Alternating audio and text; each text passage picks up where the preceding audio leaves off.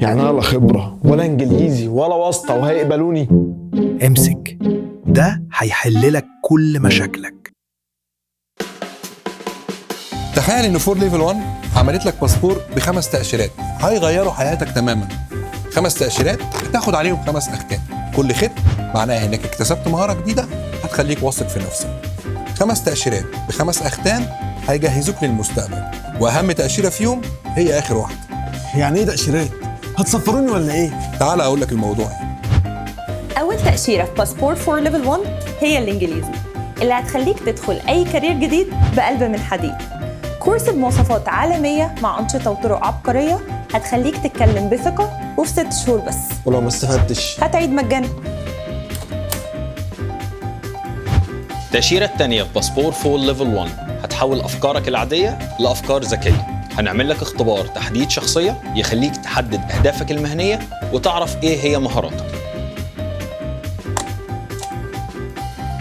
التأشيرة الثالثة في باسبور فور ليفل 1 هي البوصلة اللي هتوجهك صح. ورشة كارير كوتشنج مجانية هتفتح لك طريقك المهني، هتخليك تعرف نفسك أكتر وتستفيد وتتطور في المجال اللي أنت نفسك تدرسه. هتخلي الفرصة هي اللي تدور عليك مش أنت اللي تدور على الفرصة. التأشيرة الرابعة في باسبور فور ليفل 1 هتحول الخطة لواقع، وهتخلي التطوير مش كلام والسلام.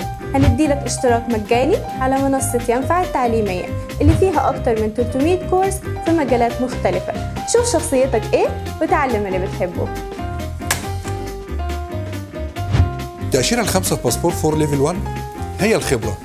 الخبرة اللي هتوفر عليك سنين كتير، لأنك هتسمع من اللي سبقوك وهتتعلم منهم. في ايفنت الفرصة 3 اللي جمعنا لك فيه أقوى سبيكرز في الوطن العربي. مستني إيه؟ اشحن طاقتك وتعالى. باسبور فور ليفل 1 مش مجرد عرض، ده تحدي هتثبت إنك قده. كل تأشيرة ليها ختم، وكل ختم معناه إنجاز ومهارة بتضاف للسي في. واللي هيجمع أختام أكتر هيكسب رحلة سفر حقيقية.